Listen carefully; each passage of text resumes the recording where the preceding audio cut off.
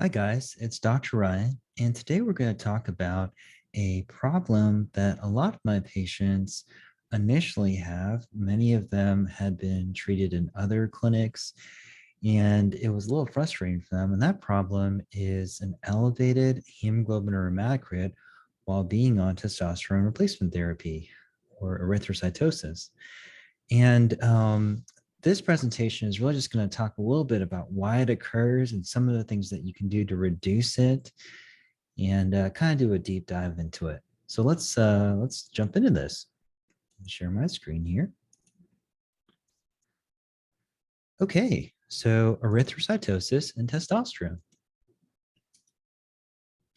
Okay, so what exactly is erythrocytosis? So erythrocytosis really just refers to the an increased amount of red blood cells in your body. Okay, and this is not to be confused with something called erythropoiesis. Erythropoiesis is the process in which red blood cells are created in your body. They're created in the marrow. So generally, obviously, red blood cells turn over every 3 to 4 months, and typically they're stimulated. The stimulation for increased red blood cells can occur by many reasons, but one of them is a low oxygen state.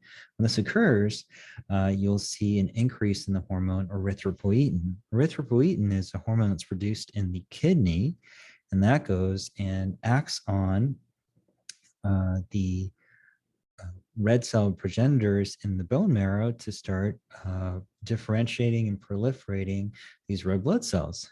And typically this occurs in most of the bones of the body until we're about 20. After we hit 20, it's really primarily occurs in the vertebra, the sternum, the pelvis, and the ribs, and the cranial bones. And this is just a diagram that kind of illustrates what I just talked about. So secondary to some sort of stimulus, hypoxia, or low blood count, what happens is this will then go to the kidneys and it will cause an increase in erythropoietin. Erythropoietin will then go over to the bone marrow, right? And in the bone marrow, it will start erythropoiesis, the process of red blood cell production. And then as we get more and more red blood cells in the blood, there will be a decrease in something called hypoxia-inducible factor, which is a really important protein in the modulation of erythrocyte production. This in turn will decrease erythropoietin release from the kidney. So it kind of works as negative feedback against continual red blood cell production. Okay, so that's the basic idea of how it works. And this will come into play when we talk a little bit about how testosterone affects this whole system. Okay, so as I mentioned, erythropoiesis is the process of red blood cells being proliferating in your bone marrow. Erythrocytosis is essentially just the state in which you have an increased amount of red blood cells in your blood, right? And what are some of the causes of it? Well, as you might already know, excess steroid hormones like testosterone can certainly cause it, but other things can cause it too, like chronic bronchitis, bronchial asthma, and certain heart defects. And this is really secondary to decreased oxygen tension, decreased oxygen in the blood. Remember, decreased oxygen can increase erythropoietin. Another reason could be dehydration. Well, if you're dehydrated, you're going to appear like you're going to have an increased hemoglobin, right? Because there's less plasma. With erythemia, which is a situation where we have red blood cells chronically, and we're not really sure why. There's not a particular reason why, but it tends to just increase over time. And certain tumors, kidney tumors in particular, because they can increase erythropoietin, and certain tumors of the endocrine glands, potentially that may cause an increase in testosterone or other hormones, can also increase erythrocytosis. So why exactly does it occur with testosterone? And so I would like to direct you guys to this one article. I'll put the citation in the bottom of the YouTube description. Erythrocytosis following testosterone therapy. This is a great article. It's a review article that was published in 2018 in Sexual Medicine Reviews. Dr. Olander and all, he did a great job looking at all the literature behind why this phenomenon occurs. And he had this great graphic here. So initially, and this is something that you may have been aware of, one modality in which testosterone seems to cause erythrocytosis is via something called decreased hepcidin. Hepcidin is a liver hormone. And it's really important in terms of iron absorption. When you decrease it, it seems to negatively affect iron absorption in the gut. When you decrease it, you tend to get increased iron absorption. And that in turn will lead to increased red blood cell production. But there are other reasons the authors allude to that may cause an increased red blood cell count. These could be things like estradiol. So apparently, estradiol, via stimulation of certain estrogen receptor alpha receptors, via these particular receptors, can cause an increase in erythrocytosis, increase in red blood cell production in the bone marrow. We already know about hepcidin, but it apparently seems that as you start testosterone, you get a new erythropoietin set point. So your erythropoietin levels may be at a certain level prior to testosterone, which means your hemoglobin hematocrit would be at a lower level. Once you start testosterone, this set point may be a bit higher, and that may be contributing to a higher erythrocytosis, or maybe contributing to erythrocytosis or increased red blood cell production. What about DHT? Well, DHT also seems to cause erythrocytosis via direct bone marrow stimulation. They're not entirely sure why, but the researchers have noted in vitro studies that increased DHT has led to erythrocytosis. So testosterone, of course, converts to estrogen via aromatase enzyme and DHT via 5-alpha reductase enzyme. And so here are a couple of different reasons why this thing may be occurring. And then just a minute about hemoglobin versus hematocrit. So your physician may potentially throw these two numbers around. You may not understand it, what they refer to exactly. So hemoglobin refers to the concentration of hemoglobin in the blood. So hemoglobin actually is a molecule in your red blood cells that carries oxygen. And it's a pretty good indicator of the amount of red blood cells. And so when you spin it down and you find the amount of hemoglobin, you get a concentration in terms of grams per deciliter. And this correlates pretty well to your red blood cell count. Now, hematocrit, on the other hand, refers to a percentage. When you spin down blood, it spins off into 3 different fractions. You have plasma, which consists mostly of water and proteins. There are certain proteins that are involved in coagulation, as well as involved in making sure you have appropriate tension within the blood vessel, help pull water in. Also, you have the buffy coat, which is primarily white blood cells, and then you have erythrocytes, right? And notice these percentages: 55% is plasma, 1% is the buffy coat, and 45% is the erythrocytes.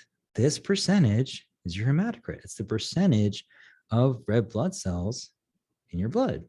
And so you may be seeing those numbers or familiar with these numbers: the hemoglobin of 14 to 17.5 and the crit of 41 to 50. These are normal ranges on most national laboratory organizations like LabCorp or Quest. One thing to also note is your hemoglobin approximately is 1/3 of your hematocrit. So the ratio is 1 to 3. Okay, so you know these two numbers. What's too high?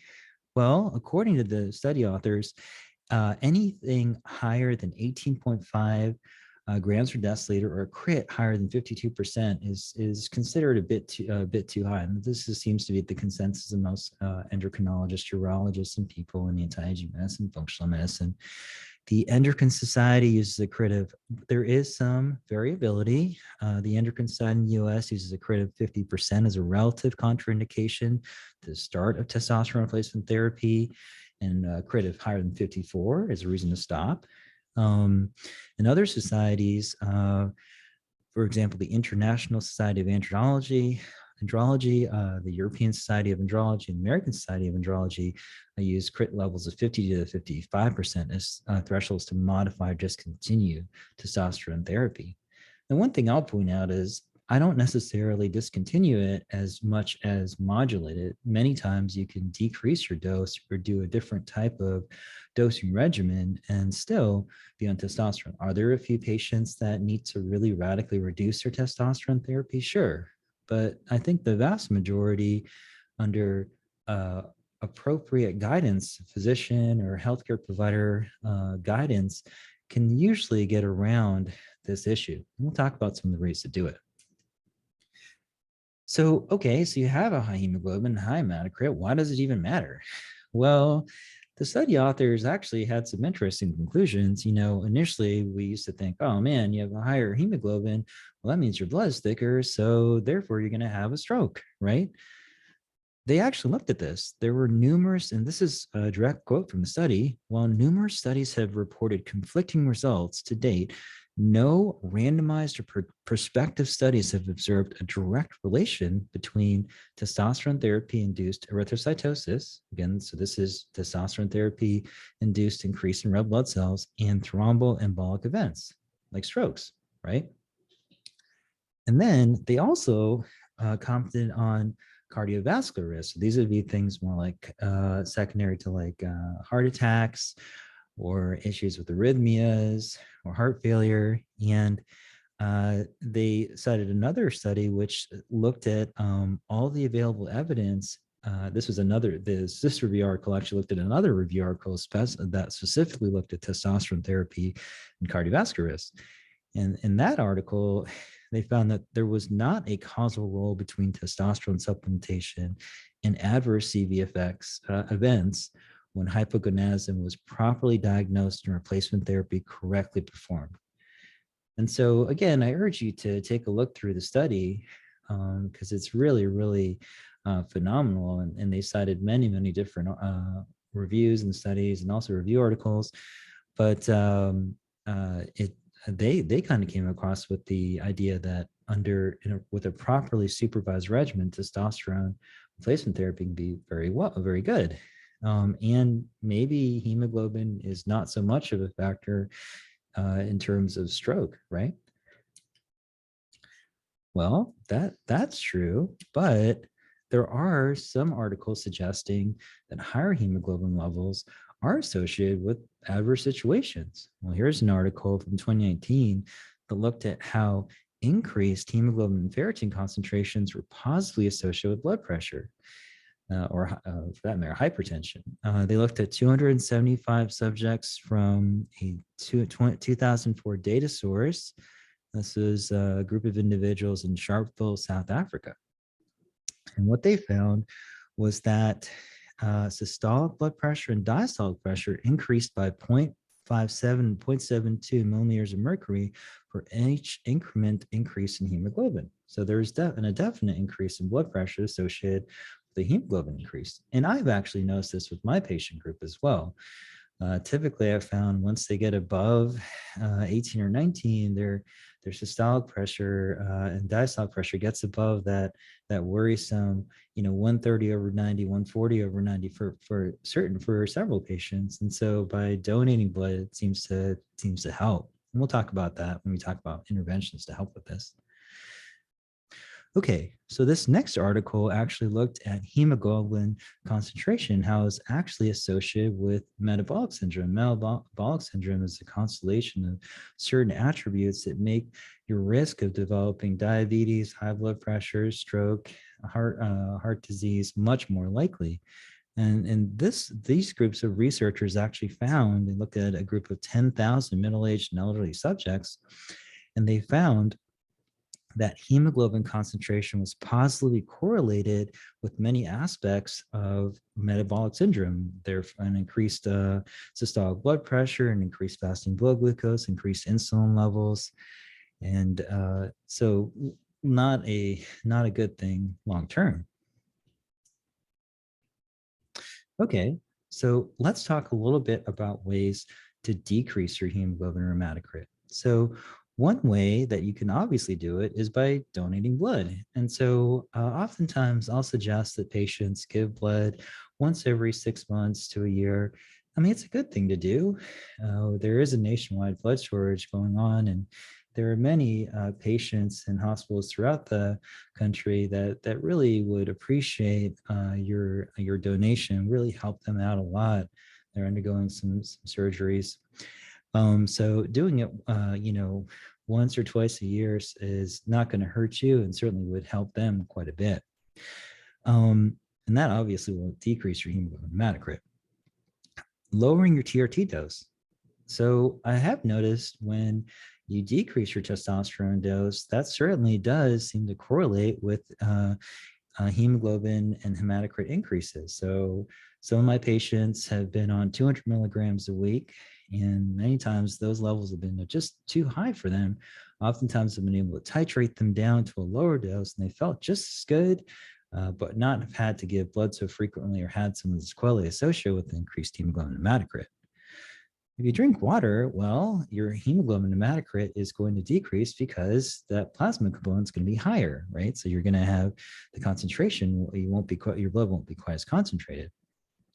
What about increased frequency of injections? This is kind of interesting. So there have been a couple of studies suggesting that sub-Q injections or daily sub-Q injections can both lead to very stable levels of total testosterone and free testosterone, but may also lead to decreased, or rather a decreased hemoglobin and hematocrit concentrations too. And I found this to be true as well.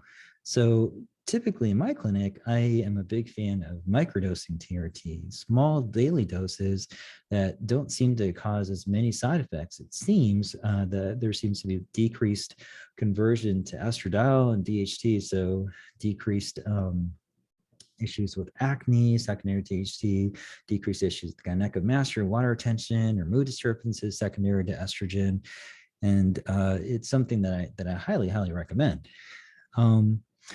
Obviously, you do get iron from red meat, so trying to decrease it. I'm not the biggest fan of red meat, part for that reason, but also for the fact that many cuts of red meat tend to be higher in saturated fat, and that, the studies have suggested probably is not the best in terms of improving your lipid panel. And then the other thing to remember is looking at packaged foods. Many times, one food that I just came to be aware of was cream of rice. Cream of rice tends to be heavily fortified with iron, so you want to make sure you get a brand, or the typical conventional brand of cream of rice does, and so you want to find a brand that isn't, if you're having issues with hemoglobin hematocrit. And then finally, if you have obstructive sleep apnea or high blood pressure, treating those two things can help. Obstructive sleep apnea, by virtue of the fact that you have periods of time where your oxygen levels are low. Remember, low oxygen tension leads to increased erythropoietin release from the kidney, which then, of course, stimulates the bone marrow to release red blood cells. So treating this can definitely help getting a sleep study and potentially a CPAP. Okay, and then this is kind of fun. So apparently, I like grapefruits a lot. I like citrus. Just having a grapefruit daily can reduce your hemoglobin hematocrit. So this was a study that was actually done back in 1988, and they actually found that they looked at a total of 36 individuals, so 12 females and 24 males over a 42-day study, and they found that when they were eating about one grapefruit a day, their hematocrits as a whole decreased. And the decrease was somewhat variable from patient to patient, but the highest amount was anywhere from about 3 percentage points on the crit. And further research on this has suggested that a flavonoid found within grapefruits, naringin, seems to be the cause for this.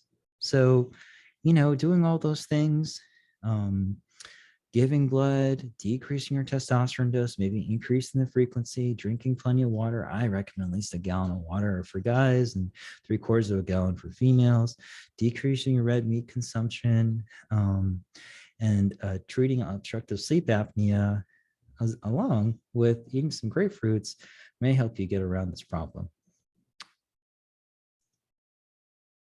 Okay, so that's about it. Hopefully this has been helpful, and I'll see you guys in the next video.